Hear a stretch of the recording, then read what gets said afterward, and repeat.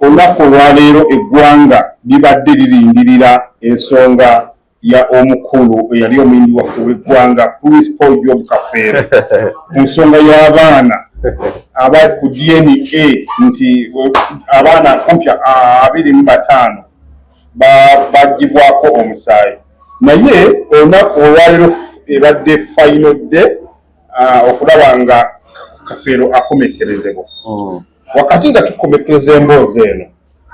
Kafeero emboozi egenza okuvayo nti abaana 4 be ba Kafeero. Nsaasira nnyo famire ya Kafeero nti tegenda kusigala kyekimu. Kibi nnyo omwana n'akula nga manyono ye taata we,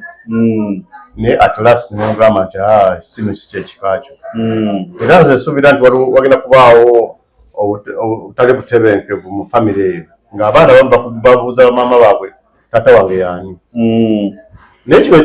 kikulaga nti nno teri musajja ali safe. Teri musajja ali safe. Era okenda kwesanga nti waliwo mabegako DNA ezaali zitabuse naye kati zibadde zikendeddemu. Naye kati ate kino kigenda kuzzaayo abantu okuddamu okukola DNAs. Naye all nze kusooka tekyansanyusa kuwonyaawonya mufu okumugyayo wansi ate bamugamba omufu alina right wadde kkooti yasalawo alina right okulaba nga awummula. Naye kkooti yasalawo negamba nti okusinziira ku omuguwa okuliwo then bamugyeko DNA. But nekirala kino kirina advantage ne disadvantage. Disadvantage eriwo nti abaana bagenda kubeera nga obwongo tebusobola kuddamu kutereera. Bakola psychology basobola okunjulira nti omwana oyo ekintu ekimuhootinga ebbanga lyonna nga manyono yabadde taata we naye ate okukakana nga ate si ye taata we. Kati ate bamaama ebibuuzo bigenda kudda nnyo gye bali okugamba nti omwana ono ngenda kumugamba nti kyatandise dda ate kugamba oluusi results zaabadde entuufu era kibagenda okugamba abaana abamu. Ekikyaka tulina okuziddamu bintu tubwe bityo. So abaana bano bagenda kufuna psychological torture gyemanyi bagifunye dda okubeera nga kubanga waliwo omwana omu nga ayagala nnyo taata we naye kati last n'omugamba nti bannaye ono si taata we kugamba kiina engeri ekimuleka era abali okumpi n'abaana abo balina okubakwatako. Omwana asobola okuvaawo n'agwa n'eddalu kwekyo kikova na mwana n'agwa eddalu. Naye bamaama olusinamu mulimba nnyo obanga mulimu kutunuulira bya bugagga byokka. Banga waliwo abakyala abamu ng'agamba nti weneesiba ku ono ate nja kubaako bwenkola nja kuba omugati gwe nkufuna. Omusajja ne waba mwavu atya asobola okukulabirira azongaazi musobola okukwatagana. Naye ebiseera ebisinga abakyala bakola ensobi ne bagamba nti sisobola kulaga musajja ono mu bantu. Naye ate nga wakkiriza okukola ki okubeera naye. Nolwekyo ndowooza kibi nnyo ekyatuuse ku famire eyo naye advantage eriwo nti nno okusika omuguwa ogenda kukendeera. Naye abaana 25 ne babeerako baana 4 tulabye nnyo tulabye gwamaze olaga ni tulabye. Nolwekyo ndaba nga bizinesi ya DNA egenda kulinnya. Ndio abantu bagenda mu bwayi naye kantu wala abaana bange naye kati nze obulamu bwange njala nnyo abaana. Sisuubira kubandeesa okutwala omwana mu DNA. Sisobola kituufu. Kubanga omwana asigala mwana kati nze saawa eno nina abaana b'empeerera abatali bange. Nti ebisobodde okubeerera abatali bange kitegeeza nti nze mwanze that's me. Sandisuubidde nti omuntu yandibadde atwala naddala ng'olina bondage ku mwana. Waba waliwo omuntu okubeera nga olina omwana gw'oyagala mu bulamu bwe naye ate okola DNA ku mwana oyo ogenda kubeera nga omukyawa. Lwaki tolekawo ka bondage ako nga bwekali? Kati ennaku zino byatuuka ne enkonomi ya Uganda olina okumanya wange ono si wange. Kati kakuwulire Katonda akuwa ssente okusinziira ku buvunaanyizibwa bw'olina. Ebiseera ebisinga bw'otunuulira ng'omuntu nga mwavu sooka omubale bbaka gwawunirye. Omuntu oyo muntu abeera nga gwebayita sitakange. Abantu ba sitakange ebiseera ebisinga babeera baavu. Naye Katonda wakulaba nti nno oli musajja mugabi nnyo ne sente azikuwa ogenda okulaba nga sente zikoze ki kazizze. Naye kirowooza tulina okutunuulira nnyo economy naye tutunuulire ki ky'oyagala gwe ng'omuntu. So family ya Kafeero nze nganze ngisasiramu naddala naffe ab'enkima tufunye ekikangabwa kiba kikangabwa naye bamaama mutukola bubi tukize tugaane bamaama bakutukola bubi abawala bangi nnyo batunuulira nnyo engeri gy'asobola okubeera ng'afunza nnyo omusajja oyo oluusi n'alemera ofuna olugagala wayi kamuyiye ofune olutola musibe naye nga mulongo lwani bye bino ebikola ki ebyera kuba batuulira Kafeero ebiseera ebyo abakyala bano yabaagalira yali y'omu ku baali ku piiki waggulu nga buli muntu agamba nti wayi omusajja oyo wanzaalamu ate n'abawala bangi nnyo olwo omuwala oyo agamba nti tageti yankuzaala musajja oyo kitegeera oluusi n'alemererwa okukakanga naye ate ebintu tebyasobye ndi lubuto ninga okukyosensi ng'olubuto sirulwe so abakyala ba Kafeero kibi nnyo naye mukenyini tusaba Katonda abaana bano balage bataata baabwe tulabe nga asobola okutaasa kubanga omwana ye obulamu bwe tatunuulira nnyo mutaata wange nti mugagga wabula atuulira nnyo omusaayi oluntu ye lwaje kola ki gyeva so tubasaasidde naye nga on tusaba abakyala mweddeko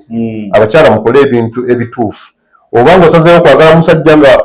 omwagalako treasures kola kyolina okukola okulaba nga at least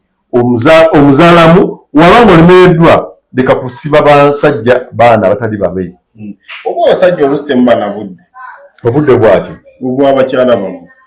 katatenga omukyala obanga olaba omusajja talina budde muleke lwaki omusajja otegera nti talina budde bwe ate nosigala ng'omusajja alinako akasente totunuulira ati kyekugambyeeko awo totunuulira treasures wabula tunuulira omukwano n'abaana abaana bogenda okuteeka mu buzibu ekitegeera kubanga butuufu abantu bangi nnyo abalina abaana mu maka naye nga abaana bano si baabwe bangi nnyo tunuulira omugagga recently awo naye yali Ssaabangani oyo Kasawuli ndoza yali Kasawuli wenaye agwewo ekigu ng'abaana basinga sibaki kati embeera kati naddala abasajja ababeera nnyo mu bizinesi mu kaseera aba mu office rate kati ate abo bakukola ekyajabu basajja bano abagagga nnyo abo abasinga obungi abaana abasinga be balina si baabwe okitegeera naye obanga osobola okulabirira abaana abo tekikwesakisa nsonga lwaki ogenda ku DNA baana balabirire nga bwe bali obeere ng'okuza omwana w'eggwanga kati abaana bano gwe nga gwe bwabubaka ki bano bye bawandudde no kakati bano abaana ekizibu kye baafunye nti batunuulira nnyo bya bugagga wanga otunuuliramuko wano ne waabo wano ng'emutundwa waliwo baali baagala okutunda buli mwana agala kutunda batunuulidde nnyo treasures actually ekimu ku kyasinga okutwalisa abaana bano nti batunuulidde nnyo bya bugagga naye ng'ate mu nsi muno buli muntu nze njogera nga nze obulamu bwange saayagalako ku bintu bya taata wange nze mbirivinga nti omuntu asobola okukola ebintu ebibye era nze son record nze neerandiza nzekka saagala kintu kyabwerere nze obulamu bwange n'abamanyi bamumanyi nze si believing n'ebiseera biri nalinga nkyanyoze ekicupa ennene nga saagala muntu angulira njala nnyo ekino nga nze nkikoze eki kugamba mpiringa proud ng'ekintu nze nkyekoledde so abantu abasinga batunuulira nnyo bya bugagga danki naye all kirungi nno lipooti evuddeyo era nze mmanyi nti abamu bajja kusaba baddemu kukola DNA endala naye nga sayansi ebiseera ebisinga takya kulimba kubanga bintu bininyo ebiraga naddala muyinza kuseera tukola DNA so abaana batubasaasideko nnyo naye high time abakyala bonna okulaga abaana batata baabwe ebibaluwa kati abaami ku nsonga eyo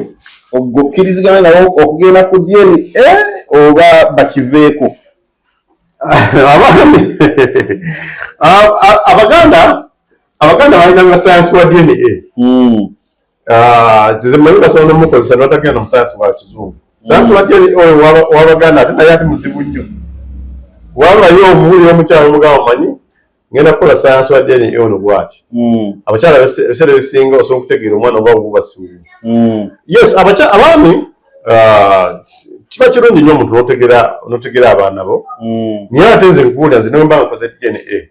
ng'omwana mbadde ne bondi naye sisebagamba omwana oyo nti anviire nga mama oyo asazeewo nsobola okusigala naye ate era nebiba bya bugagga nsobola okumuwa ku biba bugagga byange nsobola omuwa kubanga bino ebintu byansi byakuleka batuzika n'olera mugaggo otya tewali bazika mu KCD bakuzika mu KCD n'olera n'emmotoka 30 tosobola kutambula emmotoka 10 kutambula emmotoka egi n'oba buliri nti obadde musajja alina maaso osobola ku kitanda eki so bino ebintu byensi bino byasi byakuleka so nabadde nsaba nti family eno adde ekoze DNA abaana basigale nga bakwatagana nga omunkale ng'omukwano basigale kubanga kisaawa eno olwokuba nti no si baana ba Kafeero buli muntu omusindika agende gy'alina okulaga no omukwano ogusigalewo naye nga abakyala mutuufu nkiddamu abakyala si balungi waba omwana naakula okutuuka awo naye nga tomubulyanga kituufu waba loba kugamba munsi muno nti omwana paka nga maama waafudde otegeera nti ono taata wange naye lwaki tugende eyo yonna but all in all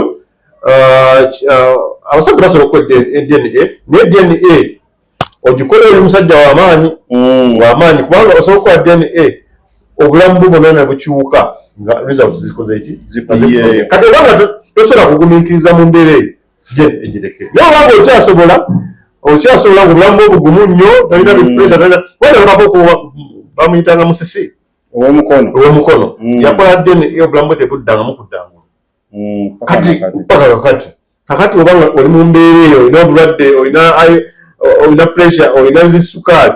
DNA egireke otherwise ojja kugwawo ekigo ojja kubeera nga n'emirimu ojja kutubeeresera ogambe nti omwana gwe mbadde nsibiddeko olukuba ebintu byange kabina kambitunde olusi kanneyimbemu omuguwa olusi ki all in all tuwatirye omwana w'eggwanga nga tosiibula ki kyolina kyoyogera nga ekisembayo okusooka abantu balayira ba mayors balayira ba MPs balayira tukole ebintu byetusuubira abantu byetusuubiramuko twayogera bintu bingi nnyo tusuubiza abantu b'enkisa n'eggulo